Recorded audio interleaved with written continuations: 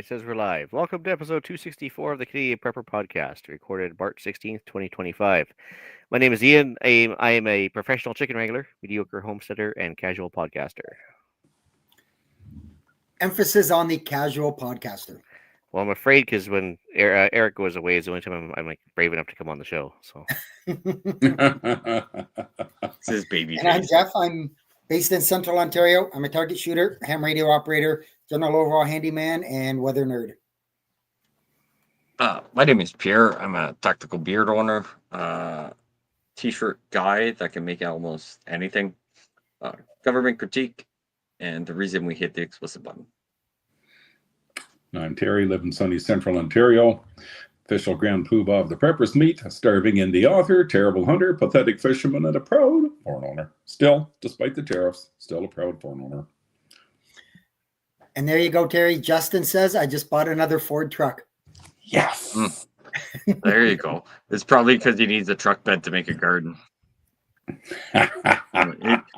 He's just going to take the truck bed off and... Oh, that's not nice. Come on. Al, if you want to help to support the show, buy some swag. We have both the Canadian Prepper Podcast t-shirt and the Tactical Velcro patch. Terry, there's our model for the t-shirt. At www.prepperpodcast.ca. All proceeds help cover our podcast costs. And if you're enjoying the show, please take a few minutes to submit a review wherever you found us. We want your feedback, even if it's bad. We also invite you to reach out and tell us about something you learned this week. So you can email us at feedback@prepperpodcast.ca. all right, I don't have the wherewithal to do the dad joke like Eric does, so not enough imagination, I guess. So we're just gonna start off with some recent news, update our personal preps, then get into the main topic, which is spring preps. So news time. I actually my name came up first in the notes, so what the heck? Here I go. Serbia. They're protesting not just their government, but I guess some shoddy construction that was Quebec style at their railway station. I guess they had a railway station, like literally the front foyer kind of collapsed on people and killed 14 people. And Wow. it wasn't so much that, it was just indicative of the ongoing government problems they had there. And so the current president, which is Vucic, is his last name. He's a shady character, like shadier than ours, and he's been kind of in and out of politics. Yeah, I just said ours. I'm just trying to stay out of that today. Anyways, but he's been out of politics for like 20 years, and I guess he's kind of doing the same thing. He's refusing to leave, doesn't listen to any sort of advice or anything else. And yeah, so it's just will come to a head. They had 325,000 people in downtown Belgrade protesting the government. Interestingly enough, I think I put it in the chats there for us. They deployed some acoustic weapons. It was so funny when they deployed it, you could just see the entire crowd just like split like the Red Sea, like instantly. Like you can't hear it, but I guess it just does something in your brain or something in your body that you want to run away. So it was very interesting to see that get deployed. It's kind of like that, I think, but it's actually, it doesn't cause any long-term damage. It's meant to. It's a big radar dish looking thing. Yeah, Yes. and it's a big radar dish looking thing that basically they can highly focus it and direct it. And from the videos I watched, like you can't hear the weapon firing, but what it does is it just like, I guess all you want to do is like leave. And so they went from this shoulder to shoulder crowd to wide open spaces in about 2 seconds. So it's very interesting. So all these new toys. Very interested there. I mean, yeah. I don't want to test it due to potential long-term side effects, but very curious on what it is. Well, obviously, good for authoritarian regimes to quell the plebes when they get upset, right? Mm-hmm. Yeah. Other news: gold hit an all-time high of $3,000 US an ounce in the last week. I think it tickled that for a couple hours. Then went back down, and I think it's just hanging out just below that right now. But that was kind of like a hard barrier that they didn't want to kind of go through, and it seemed to have breached it a couple times. And bad. Wonder why? Yeah, it's not that gold is worth more. I think it's because the fiat currency in North America is worth less. But well, there was I mean, I don't want to get into too much political stuff because that's for tomorrow night. But there's a lot of chatter about, instead of the U.S. dollar being the currency of choice anymore, it's going to be the euro. Well, they're going for a basket of currencies with the BRICS for sure, And I think also with the U.S., they're starting to talk about revaluation, which means that the gold in Fort Knox or the gold in the Federal Reserve is based on a unit price of $42.22 an ounce, which is a little out of whack from the reality right now. And so if they actually revalue it in an attempt to pay off their debt, everybody's going to flee from the U.S. dollar, right? Like they're just going to they'll just go bonkers. So you'd see a lot of people getting pretty pissed off about that. So I think they're repatriating a lot of their gold right now to try and get it so they can revalue it and sell it at a higher price than what they brought it back at, because they sell the debts at $42 an ounce. And it'd be very interesting to see what happens after that's all said and done. The question is, do they have any gold at Fort Knox? Well, that's also why was not a certain person wanting to go in there and actually verify it was there. Yeah, that's why they're repatriating a lot, I think, because they're trying to bring it back, because they know damn well they gave it all away. So, and the other thing, like, hey, cool if you've got gold and like you sell when it's high or whatever, but I'm like, even if there was a society collapse, if I'm not interested in gold, I don't care what, like, I find gold the same as $1, $100 bill or whatever. If I can't do anything with the gold, it doesn't matter how much I have, right? I can have $100,000, $1 million in Canadian currency. If I can't get anything for it, it's the same, other than just nostalgic value for it. So having some gold is good, but putting all your pennies in one pot for gold, I don't know, because at the end of the day, if I'm negotiating with one of my neighbors, gold is the last thing I'm going to negotiate about, giving something or a service to get something back, because can't get me much. Yeah, I don't think anybody wants to buy a loaf of bread with an ounce of gold either, but I think that's been more meant to bridge between the old currency and the new currency, whatever ends up getting set up after the emergency. I think during the emergency, something like gold's kind of useless for bartering, for sure. Yeah, but that's true. It's just a way to preserve wealth, I think, more than anything else. Anybody that tries to use it as an investment is probably a little mistaken at that point. But because anyway, you may need to sell all of it at the perfect time to not lose money if you plan on using it as your cash crop. So exactly. So, Jeff, you got anything? No, I don't at this point. Right on. Okay, so just adding on to Ian's $3,000 an ounce for gold, the stock markets had a big dump this week. First time they lost 10% since 2023. So, yeah, are we heading into troubled times? Who knows? Wasn't it last Monday that they wiped like 1.3 trillion off the market cap for the huge. Nasdaq? Yeah. It was huge. I mean, it doesn't take much if every stock's losing 6 or 7% to lose a shit ton of money. Yeah. But also, like, stock markets are all controlled outside of this country. Like, do we have a Canadian stock market? We have a Toronto Stock Exchange. Yeah, an exchange, which is probably all not in Canadian funds, or is it? That's in Canadian funds. And we I think like the worst things ever, right? So no, it's more importantly with the stock market, it's emotionally driven. It's not based on any actual market fundamentals anymore. Like it's not like company X made a 10% profit, therefore their stock went up 10%. It never works like that anymore. It's always like it's like a bunch of sheep running around trying to silly. What was it? Right? What was it? The GameStop market crash thing or whatever, where the market, GameStop, whatever, went to like stupid fucking prices. Like people controlled what it did. I don't know all the details. I just know it made the news for a bunch of stuff, right? A year, like 2-3 years ago, maybe. Right. Well, I think the funniest thing to see was back in 2008, they had a hot dog truck company. Like they actually had food trucks. So they had 3 trucks. They did an IPO, so they distributed a bunch of stocks, and based on their stock price, the 3 trucks were worth $110 million in market cap. So it just goes to show you that like the stock market is not exactly the best idea at the best of times. Yeah. Anyway, what we've done lately for preps? What do you got, Jeff?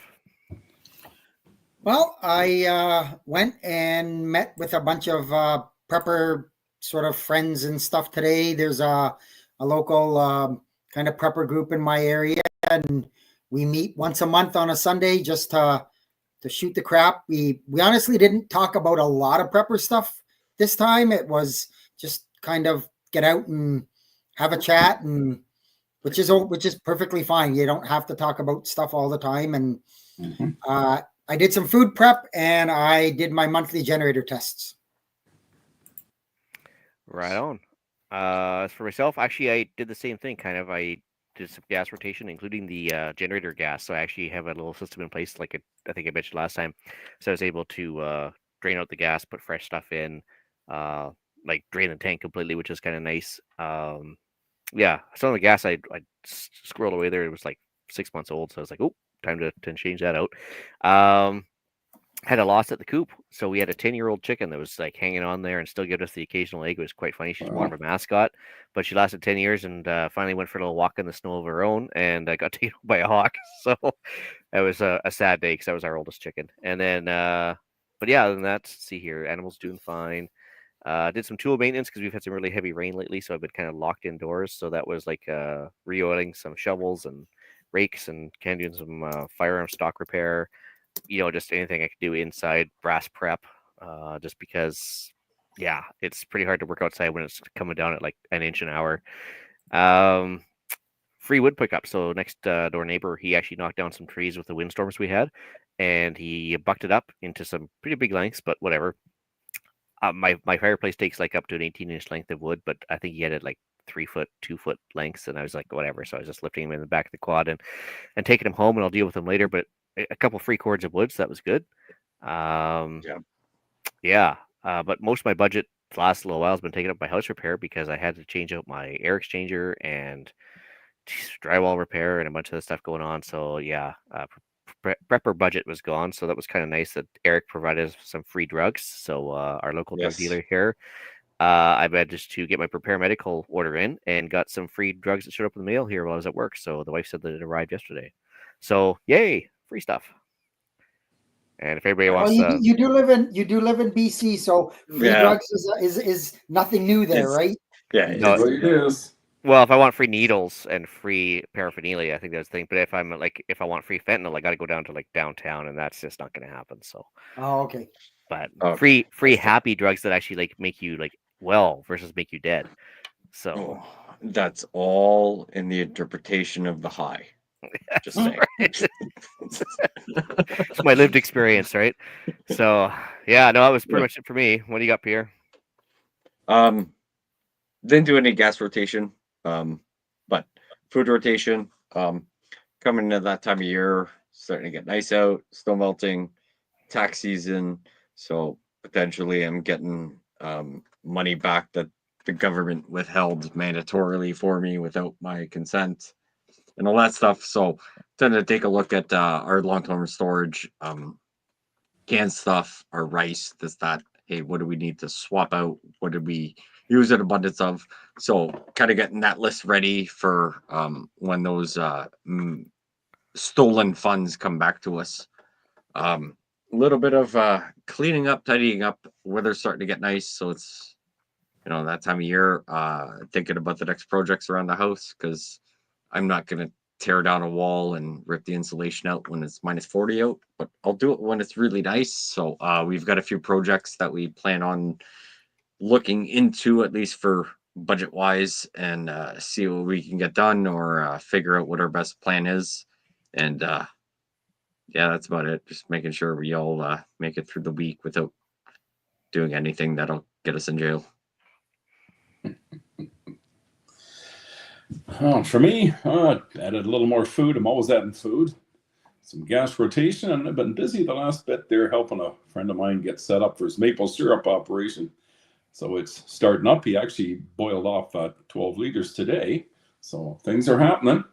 Yeah, I was going to say, I heard that, especially it was 15 degrees today when I was down in Barrie. So yeah, like isn't it? Couple of degrees below zero and 8 to 10 degrees, and it just that's the perfect temperature. Yeah, he had 900 liters of sap the other day. He was going to start boiling. Nice. It was running in there just steady. So he's doing it has to go above and below every day, right, to do that? Yeah. Okay. Yeah, it's kind of like, I guess, the tree breathing, for lack of a better term. Yeah, something like that. If it seems to like the temperature swing, and if it stays too mild, the sap just stops. Oh, okay. You got to be a different breed to enjoy the swing. I'm just saying. Yeah. It's not for everybody, right? Not for everybody. Excellent. I'll All stick right. with the sap. Sounds good. Main topic time. Eric was kind enough to put in some AI recommendations on what to talk about, but I guess I'll just ask you guys what you do for each one of these. So, seasonal gear and supply check. I guess what kind of stuff do you guys rotate out between seasons for winter gear and everything else? I'll go And first. Sure. So we're in the in-between season. I'm very thankful and fortunate where I have a bag that clips onto another bag. So my winter preps, long johns, 2-3 pairs of socks, 2-3 pairs of underwear, change of clothes, all that fits in a bigger bag. Spring preps, nice weather, this, that, you're sweating a lot more. Does take a smaller bag. So I tend to have a bag that I leave in my vehicle, mostly my work vehicle, because we don't do too much travel in the personal vehicle compared to my work vehicle. Leave my winter bag in there and have a spring bag until the full transition of summer comes out. So for me, it's spare socks, spare underwear, obviously toilet paper, some snacks. It's at the time of year where I don't have to worry about granola bar being like chewing a brick. A little bit more food. We're getting to the point where I'm like, hey, I can start keeping water in my truck or Gatorade or Coca-Cola or whatever, right? If you need that sugar spike, you need that whatever. Getting to that point where I'm like, I don't have to necessarily worry about shelf staple food, but I can start putting fluids in there compared to bringing out 3 bags that weigh 20 pounds each to my vehicle. So that's my seasonal gear stuff. Is we're at that weird time where I'm like, we can still get to minus 20, but we can still also get to plus 15. So I'm like, let's keep both. But that's specifically for me is what I do. Yeah, I'm kind of the same way considering where I live a bit. I'm, the 2 hours north of Toronto, so I'm not yet ready to swap out my winter gear. Yeah. It's just too unpredictable right now. I mean, I was going to talk about it in my weather blurb, but I'll mention it right now. When I was in Barrie this afternoon, it was 15 degrees. Right now it's 0. So Yeah. we've dropped 15 degrees in six hours. I left Barrie at 3 and it was 15 degrees and it's 0. Yeah. So we've dropped 15 degrees in 6 hours. Yeah. Wow. Right. But yeah, it's just get into that. Those calories, what can keep you dry? Yep. Right. Do you guys have any seasonal gear that you might keep in a winter bag that you transition to a spring bag? Well, I hate to be that guy talking about the West Yeah, Coast. yeah, okay, yeah. What's your winter like? Okay, there he is. Seriously, actually, like, so I paid $15 for this Canadian Forces surplus god awful powder blue Gore-Tex jacket from the surplus store, right? So it's a 3-season jacket, but it's got Gore-Tex, so it's waterproof and everything else. It's got 1,000 pockets in it, and it sits in my truck year round. So that's kind of takes care of it. The only difference is like I might have a sweater or two, or like different mitts or toques or whatever, just based on the weather. So my changeout is actually a lot lower. The truck, there's actually not a whole lot of difference. The only thing is, like you said, the liquids though too, right? Like I can't leave Yeah. liquids No. because we do pop below 0. So I mean, yeah, it's obviously going to put a couple of things of water back in now because we'll get back to the dry season. And yeah, so other than that, I always check the first aid vehicle or first aid kits of the vehicles, as well as at home, because my daughters, when they visit, have a tendency to eat the band-aids or something. I don't know what it is. Like they tend to snack on them or something. I don't know, but I always have to replenish certain ones. Because we got rid of our alpacas this last year. I actually had a bunch of extra first aid gear that I was using for my first aid kit for the outdoor animals. I kind of brought that back in and saw what I could use for the human stuff. And that kind of replenished a couple things because like vet wrap and everything else that I was using for them. Yeah, it's good for us too, right? Yeah. So actually, expiration dates on food is a big thing. So we've been going through that, and no matter how much you think you've inventoried and rotated, you're always surprised by finding something that's coming either due or past due or whatever, and you gotta figure out if it's any good anymore. So that's something we're doing right now, and actually tomorrow when I get back home, I'll be dealing with that some more. And then the medical supplies, yeah. Well, Eric took care of that for me this week, so that was good. Yeah, that was And good. then Quick thing, Pete, Lost in the Woods, put a very good question. Do we have fire extinguishers in our vehicles? yes, but I have a B and Yes. C. I don't have an A, B, C because it's not a whole lot of paper and wood going up in smoke generally. So what do you guys do maintenance wise? So I am very fortunate that I may allegedly throw an extra fire extinguisher in my yearly annual company checks. Right? Allegedly. Yeah, so But all I gotta do is people that don't, right? People that don't. So like if it's that's not a thing, do you outsource it? Do you bring it somewhere? What do most people do? Like the last thing you want to do is think your fire extinguisher is good and something happened. You pull the pin, push the plug, and nothing happens, right? some of them have expiry dates. Some of the ones you get at Home Depot or Costco or whatever don't. But I just tap the bottom to make sure the powder stays loose. So I'll take a rubber mallet to the bottom, check the pressure, make sure it's all good, and then it's pretty much good to go. Yeah, Yeah. I was gonna say I do have one. It's just a very small one. It's not that big, but yeah, I just take it out every once in a while and give it a good shake and set it upside down for a few minutes and just to kind of, as Ian said, make sure the powder isn't just stuck to the bottom. So Yeah, keep the B and C fire extinguisher in the back of the canopy, so that if I do have an engine fire, it's not something or something in the cabin. I can go back somewhere else and grab it, and it's kind of free and clear of everything that normally would catch on fire. Because the cab, I drive a Tacoma, so I'm not a Ford guy, unfortunately. But so the Tacoma is like kind of a cramped cabin, so I just have like my escape tool and everything else handy, but I don't have the fire extinguisher right beside me. I have it in the back of the canopy. So why do you need a fire extinguisher for a lawn ornament if it was a Ford, right? Like, well, I was going to say that it's just irrelevant. You don't need a fire extinguisher in a Ford, so I don't care. it doesn't go anywhere. It doesn't fucking start. But to be a it good never Samaritan, though, you get to be a good Samaritan. So if somebody else's vehicle is on fire, you can stop and put out their fire. I just wave by. Take away. Yeah. No, I should carry one, but I don't. I must confess. Yeah, no, and it is one of those things where I'm like, you don't even think about it. I'm gonna try and keep a full bladder, but that's all I do. Yeah, right. But yeah, fire extinguishers. I mean, there's lots and lots of companies.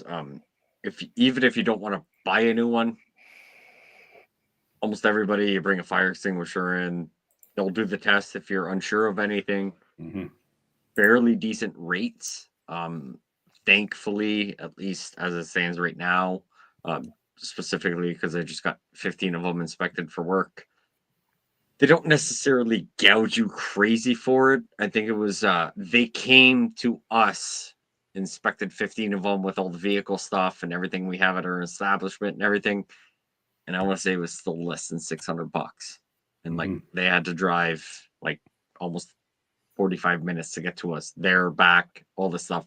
So if you're ever worried about those Home Depot ones, hey, it's call around if you can get one recertified or inspected for $10 compared to buying a new one for $40.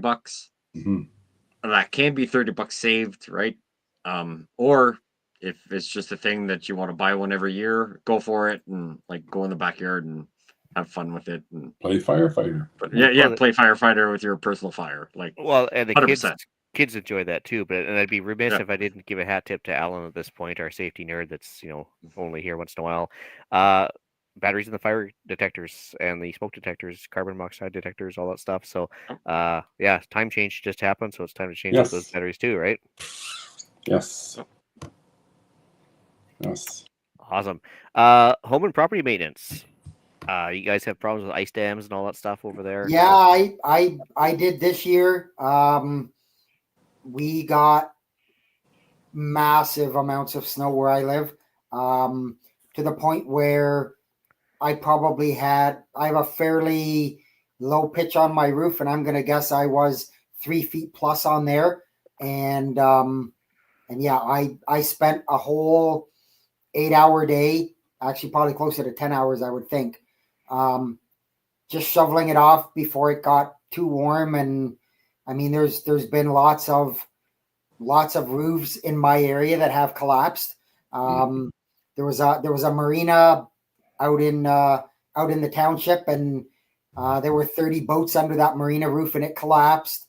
There was a business in the city, in the town where I live, a flat roof, and it collapsed.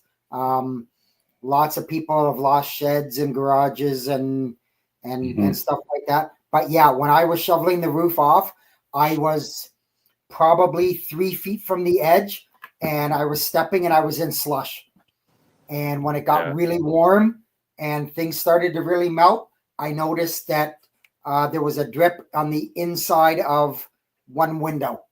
So I got to get up there and have a look at that. And that's the first time that's happened. So I got to get up and have a look at it and see if I can figure out where it was coming from. And so. Well, luckily, because my roof got turned into porridge in the middle of winter already, so I know that my roof's good because I had to bring the roofers over and get a bunch of work done. So, Yeah. but I have a very high peak at mine, and then the back has a slight peak. We've been very fortunate. It's a very high peak, not much snow, tin roof, a little bit of warm weather, and heat dissipation from the back addition that was added to the house or whatever. Disaster, and fingers crossed we'll get that sorted out this year for heat dissipation. But we've been good, but fortunate tin roof when we purchased. So I'm like, and it was done like 4 or 5 years prior to us moving in. So I was like, I know I'm good for like 15 years minimum, right? Like not including warranty, just bare bones 15 years. So yeah, we're very fortunate that roof accumulation of snow as well as leakage is probably not a thing for us. yeah, my big thing right now is because some of the leaves, and so now we've got a bunch of leaves coming up on the roof that are going to block the drains and everything else. So I got to go check those out right away. And then because all the windstorms, we've got a bunch of kindling sitting on the ground right now. So coming up to fire season, I got to make sure I go kind of clear up all the branches and pine needles and everything else that are kind of falling over the winter here. See here, just a reminder to test your backup power systems, maybe just to your what do you call this, jackeries, make sure they're all charged up, everything else, make sure that's all good to go. And for the guys in the south, reinforce your storm protection measures before spring weather hits. So that means go to Home Depot now and buy your OSB to cover up the windows, not the day before the storm comes. Yes. Yeah, that's definitely a thing. I wish I could just switch all the windows in my house into shatterproof, bulletproof windows. Well, I love those mechanical, like those metal shutters kind of come down electronically and stuff. Those are great, but kind of pricey. Yeah, they're pricey. So I'm like, look at your whatever you can, figure out. Not even go to the Home Depot. So out here we have the Goodwill. So it's those stores that contractors, people use, and they'll donate good material. So you may need a 4x8 sheet to do 2 windows, but you go to that store and you may find a sheet that does your 2 windows for a third of the price. Those Goodwill stores, I can't remember, Habitat for Humanity is what it is out here. Yeah, well, all those places, go walk around, see what they got for particle boards. You'd be surprised for any renos you plan on taking on, any endeavors you want to take in your house. If you don't care so much for what your faucet looks like, you can get a faucet for an 18th of the price of anything, and most of it is fairly new or at least very gently used. They are fairly particular about all that, but that's also an option. Not so much about going to buy a new sheet at $100 and sorting everything out and taking the cuts or whatever. If you can buy some bits and pieces for a third of the price and then go home and do what you need to do, is also a fantastic option. Yeah, Justin mentions they keep a few sheets of OSB and spare bundle of shingles down here due to the hail and wind. It's just good because especially if your shingles are no longer being made, it's gonna be hard to replace them the same color too, right? Depends on the upstairs. Yeah, for sure.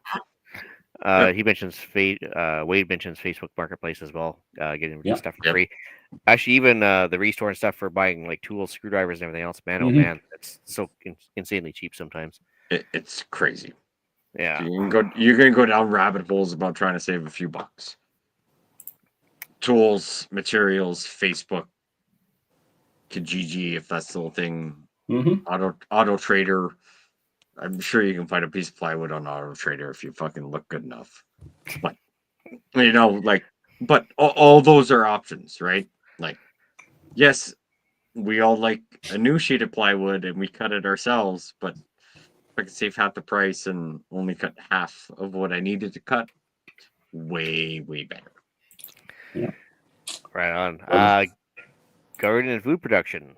So by now, I guess who's the green thumb around here? I guess it'd be Mel, but probably starting seeds indoors by now.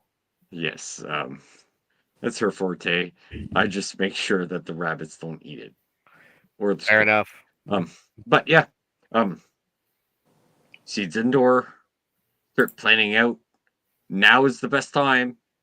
Look at your backyard. Figure out where your slopes are. All the snow's melting. Where's all the water going? There's a certain point where your soil will not be able to absorb water.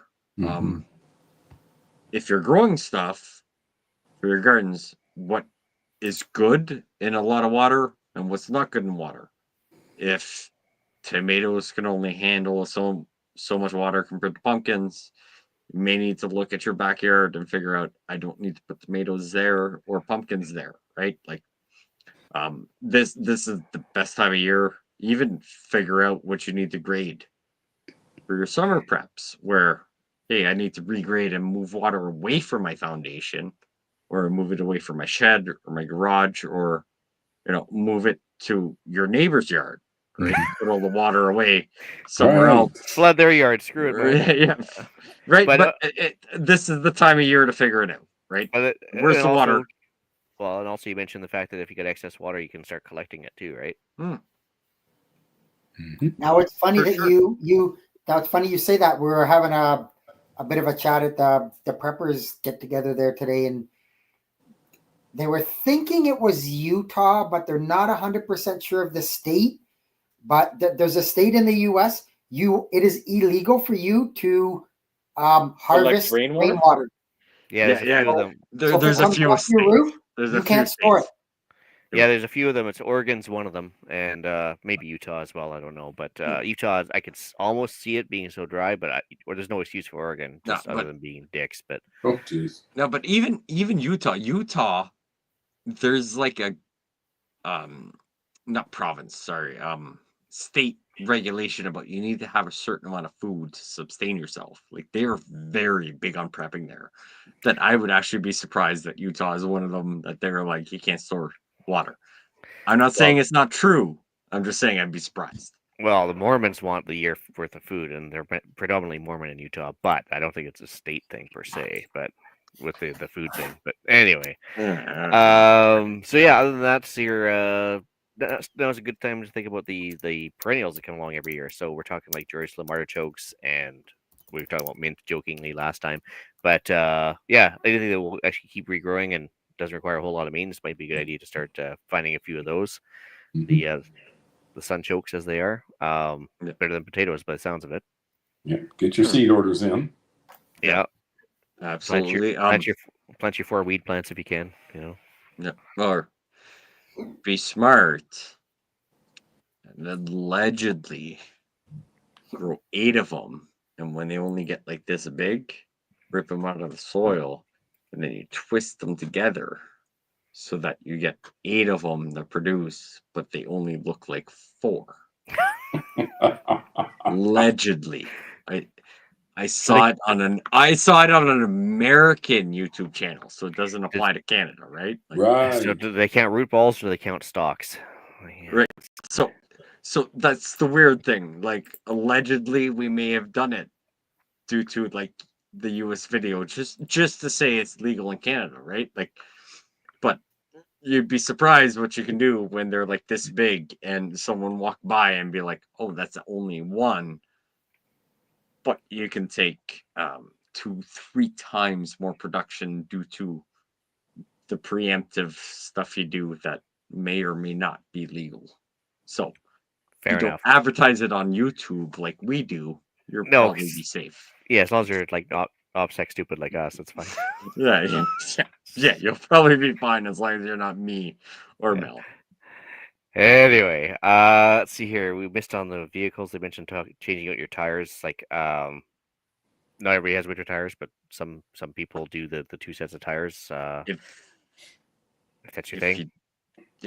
if you do change your tires yourself or send it somewhere, now's the time of year to, if you had to beat the fuck out of your tire to get it off the hub, sorry, and your rotors, hey, is it time to clean up some of that rust?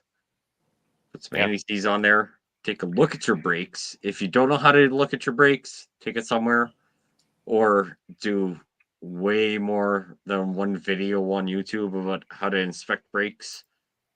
Reach out to me on the Disc McCord. I will gladly tell you how to inspect brakes, how to check stuff.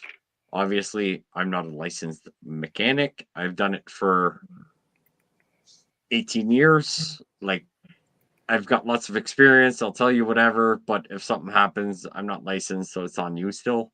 But all those things, ideally, I do it in the spring and I do it in the fall. Brakes have a lot of loop. Yep. And another big thing, if you're swapping out tires, if you do have 2 sets, which I do, I have winter and all seasons. After you've done it and you've driven it for couple of hundred kilometers, go back and retorque all of your wheel nuts because they'll back off. It's good for OCD people anyways to double check that stuff. But I mean, yeah, that's like make sure that you didn't miss one or whatever. Random question for you, Jeff. Do you actually switch out and do like dirt biking in summer, or do you just park the snowmobile for the summertime? I don't have a dirt bike anymore. I did. I got rid of my dirt bike and my actual road bike. So all I have right now is a snowmobile, but I'm seriously looking at an ATV. Yeah, because I mean now is a good time to like get, I guess, summarize your snowmobile and break out the ATV to make sure it's good to go. Yeah, that's what I do. It's that time of year almost. Especially if that's maybe your get out of town when things go bad mobile. You got to make sure it's going to go. Mm-hmm. Yeah, for sure. Get the buggies all sorted out. My 40-foot camper is not the best bug out vehicle. No, it's not quite ready to do that just yet. We still got a little too much snow here, but we're getting close. Not me. I was smart. I parked it somewhere where it's rock fucking hard, where it doesn't matter if it's soft or not. Well, then there's just a fortress then at this point, right? It's just make sure. Fortress. Yeah. It is. It's sort of on a concrete-ish pad where I could back my vehicle up, hook up, and I wouldn't get stuck with it. But then I got to worry about turn radius, what happens if a road shut down, flooded, gas efficiency. Right. Compared to everything else we talk about, right? So Wade asked if it's a newer or older model ATV that you wanted, Jeff, but the newer the better, because it probably has depth, which is better for everything else, and it makes sense. Well, ATVs usually aren't diesel, though. Yeah, it doesn't need to make sense. Okay, you just need to say yes and pay yes, the Pierre. taxes. Well, I would personally, I would go for an older model. The cost, obviously, being a retiree on a fixed income, got to watch my funds. And as maybe Pierre said or somebody mentioned, the older they are, the less electronic, and all other BS is on it. Like it's got a spark plug you can fix, and less electronics, less junk, less breakdowns. It's got 6 fuses and 18 wires. Much easier to fix, and you don't have to have a PhD to do it. So It's shocking how far back you have to go though, because like I've got a 2004 quad, and it's still got one computer and electronic shifting, but it's still got a carburetor. So Mhm. like it's not quite Yeah, EMP proof or anything. No, but it's not EMP proof, but it's the simplicity of being able to do maintenance yourself. Yeah. Key, No, I would right? want to get a fuel injected one. I mean, for sure, but I think you'd have Right. to go even older than that, back to like mid 90s, probably to get something that actually doesn't have. Oh, Like I'd rather yeah, have a manual shift one if I could, but but even the electronic shift, like if you took that positive off battery, EMP happens, right? you still have You'd one be gear good. probably.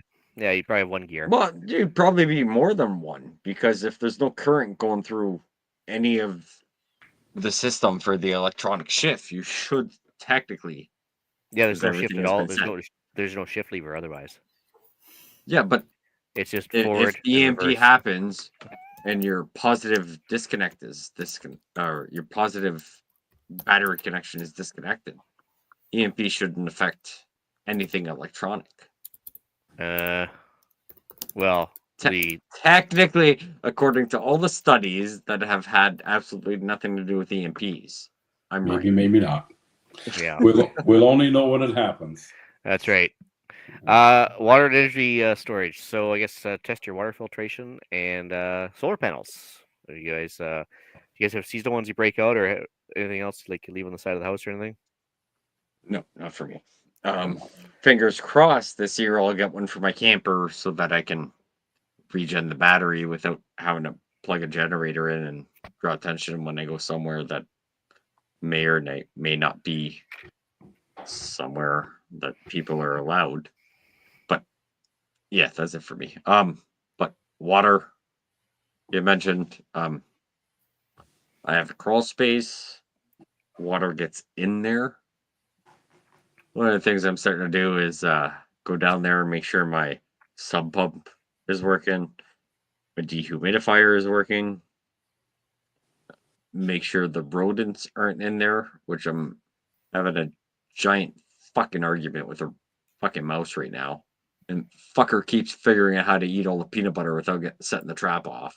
I'm not happy Smart about mouse. that. Yeah, Smart mouse. he's a sneaky little bugger, which I'm about to go down there with my 22. But right, that's the thing. Like rodents, anything that hibernates or anything that's looking for something quick that didn't get enough food for the winter, they're going to be looking for easy access. If you've got any storage downstairs, they can get into your crawl space.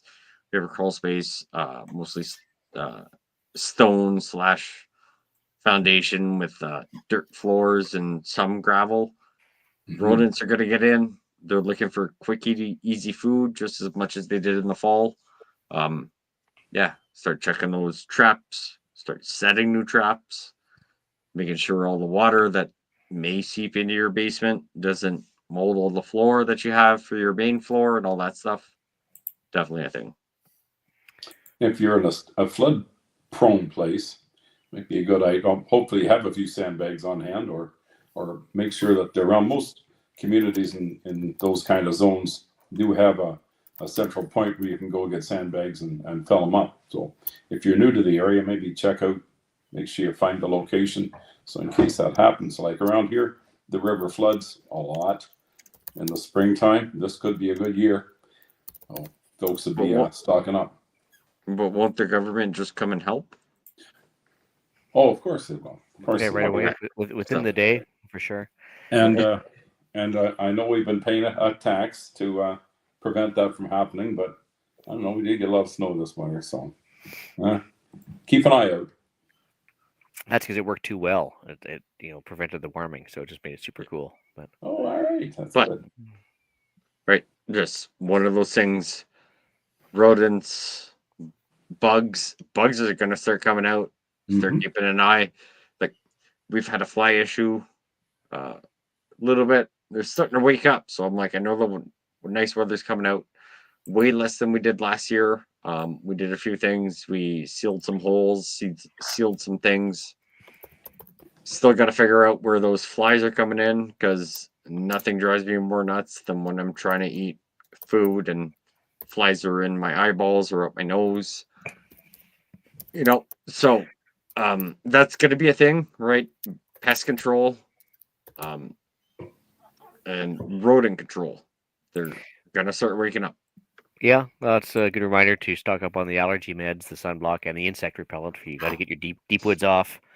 Yeah. Make sure that it's all topped up for your summertime needs. And deer. If you guys have any allergies, I don't know if what came in your medicine kit, but there's usually some But you allergy don't meds in use that. that now. You still go to Costco and buy the over-the-counter stuff for now. Yeah, the discount, the Costco brand Allegra or whatever the name of it is, the Kirkland brand. The Kirkland one. It's exact Bruh. same medicine as the good stuff, except for it's like Like triple the price. Like half the price. Like my brother went in and he was like, "No, this is the only thing that works." And like the pharmacist was just like, "Hey, shut up, buy a box and come back in a week and let me know what you think." Like 100%. And he's like, "It's half the price." It's like, again, half the price, double the pills.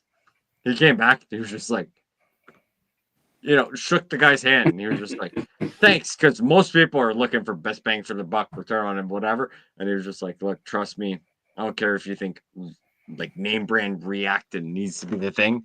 He's like, "Trust me, buy our off-brand one, 100% the same." So yeah. Which also applies for the what do you call Robaxaset ripoff they have there, which works really well. Oh yeah, that bottle with the purple label. Yeah. Fuck, that thing works wonders. Yeah. While we're talking about all this, most of us tend to stay inside in the winter. Shitty weather, it's cold. Start looking into your first aid preps. Nice weather coming around. You may go for walks more, may go camping more, may go on those excursions.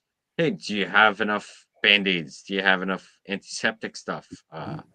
Alcohol swabs, whole kit and caboodle. Your fanny pack with your tensor bandage and a few things if you twist an ankle or whatever. Now would be the time to look into it. Costco is going to start coming out with good sales on, 600 band-aids for $20. Not the best band-aids, various sizes, but all those things. Tensor bandages, all that stuff. We tend to be a lot more active in warmer weather than cold. Make sure you've got your kits, whether in the vehicle or somewhere where if I go do this, I grab this bag. Is something, because this is when it's going to happen way more than it's minus 40 and you're just sitting in a chair like we're all doing right now. And if you go hiking and get lost, make sure you've reviewed your emergency communication plans and tested up your radios and make sure they're all charged up for your emergency comms. Direction finding gear. Yeah, that'd be good too. Right. If you have an area you're planning to go, look at apps. One I have that I despise due to tracking issues. What 3 words? Where I'm sitting right now has a way different code than 3 feet over or 3 meters over, right? If you have cell reception, that can definitely help. Or if you plan on going in an area, you can point out people, this is the grid I'm going at. What 3 words is a fantastic app to have. As much as it may track you and everything, I do support that app way more than anything else. Sounds good. You guys have anything else to add? No, I think we've kind of covered everything. Right on. Well, Pierre, podcast challenge. Shit, I gotta find that. Hold on. To at least 3 things to prepare yourself for summer versus winter. Tell us what you did. I already told you all my secrets.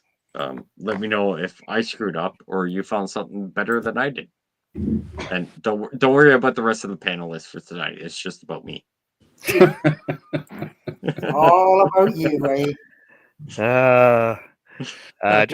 Justin says we have kits in plastic ammo boxes and in several areas on our property. First aid kit, toilet paper, sunscreen, bug spray, and Benadryl. So yeah, it's good. Yeah, double check the expiry dates. Make sure no weather got to it. It's not crystallized. All that stuff. You're gonna get to the point. If it starts to get crystallized, put it in your regular rotation, buy new, put it in there. My 2 cents. I could be wrong, but maybe And worth then it. Wade mentions to check your EpiPens, and if they're expired, hey, just go for a little quick shot of joys, give them a little test, Mhm. just like what was the movie Crank or whatever? We had to keep his heart Yeah, above Crank. 100. Correct, yeah. Yeah. Or, I mean, we probably shouldn't say live about bringing your girlfriend to Chinatown and doing a thing on the Never mailbox. mind. Yeah, never mind. Okay. All right. Upcoming events, Terry. Okay. Well, as usual, I'm going to talk about the Preppers Meet coming up July 11th to 13th at the Slovenian Hunters and Anglers Club near Alliston, Ontario. Early bird tickets are on sale right now at a substantial savings. $125 a person versus $165. So that's a fair bit of coin. If you want to save some money, put your order in now. If you can order them on the website and save some dough. I don't know how long they want to be on for, but it won't be much longer. So if you want to get one, best get at her. Got lots going on this year. We're still working on the planning events, but it's coming. The website is live right now, so you can go there and check up on updates. And we're going to keep updating them as we go. And the website, hopefully Jeff can pop her on there as www.preppersmeet.com. And you can also follow us on our Facebook group and keep track of stuff there as well. The other event coming up is the Great Canadian Outdoor Show in beautiful Barrie at Bradford Greenhouses and just out on Highway 90 in Barrie. It's free admission. I'm going to be there. Shay's going to be there this weekend. We're going to be handing out propaganda for the Preppers Meet, talking to folks and having a little fun. That's March 22nd, 23rd, right? Yes. And this Saturday, Sunday. Okay. I'll bump in real quick for the Preppers Meet. Remember, last year we did have giveaways, thanks to Terry and potentially my wannabe tax shelter. So if you buy tickets early, maybe we'll try and figure out some extras that we can do whatever. So you should definitely visit the website and look into it. Trust me, fingers crossed, I'm going to be there. I'm not guaranteeing it, but like, I really want to be there this year. Vote on whether Pierre can come or not. Good question. No, well, that's good. We need the entertainment. I'm a big fucking boy. You don't get a void. All right? I'm a big fucking man. All right? I go where I want. Yeah. Yeah. But last year we did have a giveaway or two thanks to someone. So maybe me and Terry will discuss about who pre-orders tickets compared to whatever, if we can have some freebies for that. So definitely look into it if you're around the area. Support Terry and everything. Fingers crossed I'll be there, but no promises this year. The more the merrier. Again. Yep. Eric and I have been chatting about trying to do the Prepper podcast live from the Preppers Meet this year, which would be kind of cool if we can pull You that wouldn't off. be able to handle me after a weekend of drinking. Oh my God, yes, that could be. Maybe we better rethink that. But yeah. we or just make sure I'm not fucking there. Like, Pierre can't make it, we're doing it live. Like, yeah. Oh my goodness. I'm scared now. Jeff, you got a weather blurb? Yeah, I do, sort of. So it's kind of been busy the last few days. There was a tornado outbreak in the States. Wasn't as big as it was supposed to be. It's a good thing, but it still was pretty substantial. Friday was supposed to be the quieter of 2 days, but it turned out to be the more active day than Saturday. Sadly, at present, there's 37 people who lost their lives over 7 different states. Oh. The numbers are fairly high because the strongest and most dangerous tornadoes happened after dark. So there were a lot of nocturnal tornadoes, and they were big ones. A couple of them were EF3s, and they were long track. So Missouri had the highest fatality rate of any state. Small town there called Rolla, R-O-L-L-A, Rolla, Missouri. They suffered some pretty significant damage, took a direct hit from what I would say would probably be an EF3.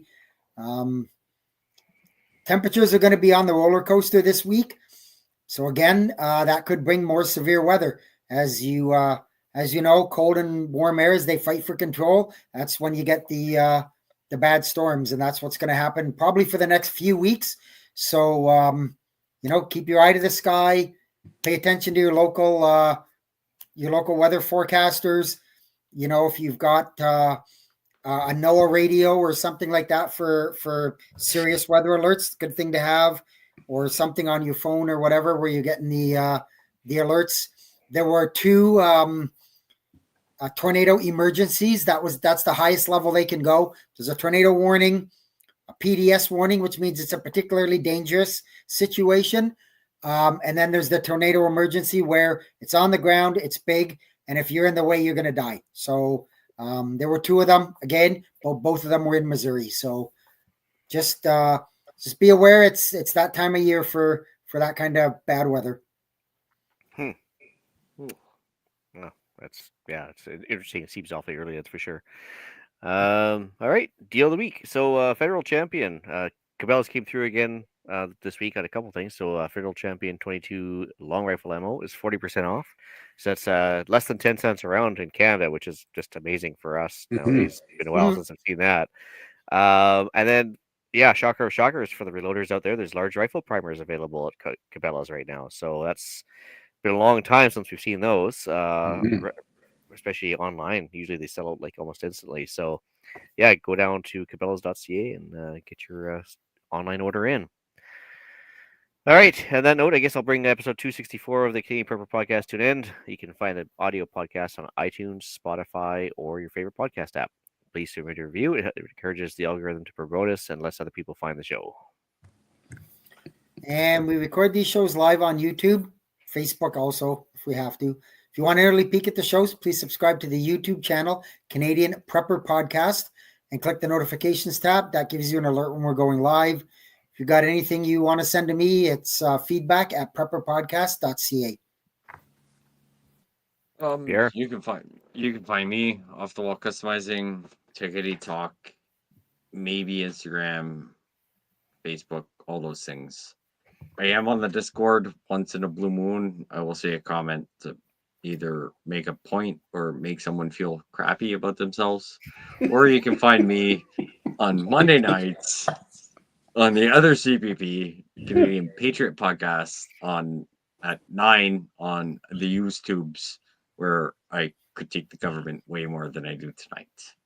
The shirt says it all, Pierre. The shirt says it all. Yep. I made sure it was in the view for the whole fucking night, buddy. I made sure of it. Oh, dear. You can reach me at the Annual Preppers Meet Facebook page or my personal email, terrylblackmore@hotmail.com. All right, you can reach Ian directly by emailing me at theislandretreat@gmail.com. I'm now on X. You can look for me under the Island Retreat, where I don't put a picture of my face up there because I don't want it to be tracked back to me, hopefully, too easily. You can also find me on Canadian Patriot Podcast with Pierre, live on YouTube, Monday evenings, 9 p.m. Eastern, as well as on iTunes. Join the Discord app for both CPPs. They're on there. And there you can find us discussing why government waste and general degradation of society has me looking at taking up gold panning and scavenging computers for gold parts and stuff like that based on the price nowadays. Holy jeez. On that note, thanks for joining us. Until next time, be prepared, stay safe, and keep learning.